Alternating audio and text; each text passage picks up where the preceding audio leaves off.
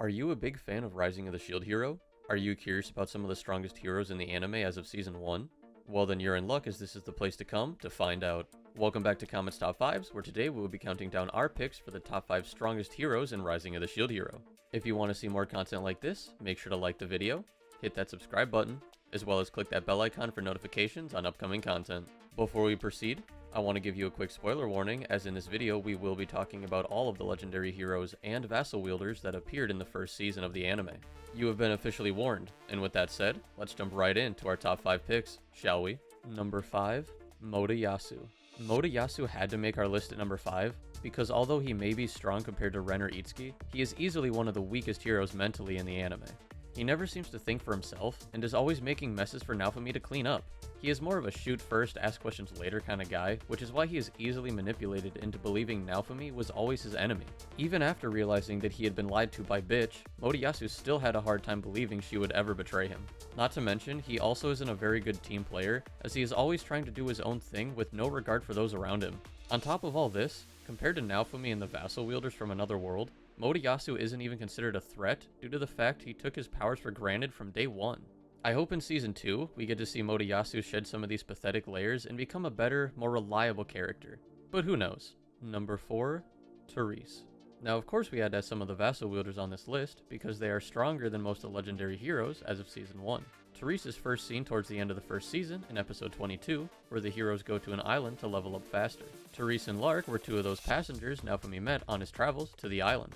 As we get to know Therese better, we get to see her power comes from using different gemstones. We don't get to see her go all out until it is revealed that she, along with Lark, are from another world and are tasked with killing the legendary heroes of this world. One of her more interesting gemstone abilities is that she is able to produce a fire that burns her enemies, but not her companions. Only downside to this is she cannot use the gemstone Naofumi made against him, because it appears she can communicate with the stones, and this particular one doesn't want to hurt him.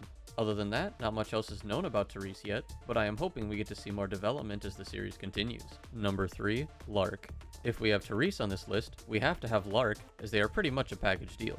Like Therese, we first meet Lark in episode 22 of the first season, and he also has the task of destroying all the world's heroes. What makes Lark so cool is the fact he is the scythe hero from another world, and in this other world, he is the king of a small territory. Out of the 3 vassal wielders that came to this world, he was also the rationally collected one, as he knew when he must fight and when he must retreat. As seen in the anime, he is a very laid-back and carefree individual who enjoys his free time. When it comes to battles, his personality doesn't change at all, as he really seems to enjoy a good fight with a strong opponent. Lark can easily overpower the other 3 legendary heroes, but he does seem to have a hard time taking on Naofumi, Raphtalia, and Philo. I cannot wait to see how much stronger he gets as the anime progresses, and I am excited to see the next Shield vs Scythe showdown. Number 2, Naofumi. You just had to know that Naofumi would make our list, as he is the strongest of the 4 legendary heroes currently, and he will only get stronger as the series progresses. You would think of the 4 legendary weapons, the shield would be the weakest, but it just goes to show, with enough determination, anything is possible.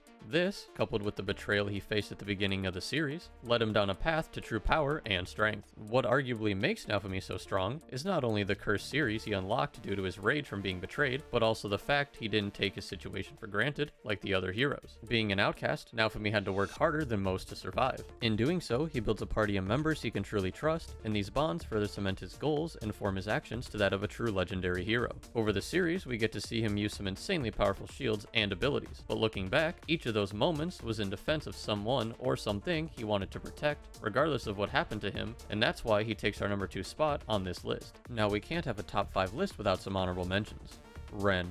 Although Ren may be a strong character when it comes to handling a sword, the fact he doesn't believe this world is real and that he is in a video game is why he didn't make our list. Since Ren believes this world to be a video game, he oftentimes has no regard for the consequences of his actions. This can cause not only major pandemics when discarding monster corpses, but also call into question what Ren is really fighting for as a hero, since he doesn't believe he will truly die if he loses. He also, like Motoyasu, does not work well with others and prefers to do things alone, which is why he is easily defeated when taking on different vassal wielders and even wave monster bosses. Itsuki. Itsuki had to make our list because out of the 4 legendary heroes, he feels the need to be the savior hero, and that is isn't always a good thing. Throughout the series, we see him constantly sticking his nose where it doesn't belong without thinking of the long-term consequences it may have on the particular region he is trying to help. Why he ranks below Ren in this honorable mentions list is because, unlike Ren, Itsuki believes this world to be real, which means he's just oblivious to the issues he creates when trying to be a Robin Hood to the people. He, like the other three, is too quick to believe others' words as truth, going as far as to kick out one of his own party members after believing false accusations about her.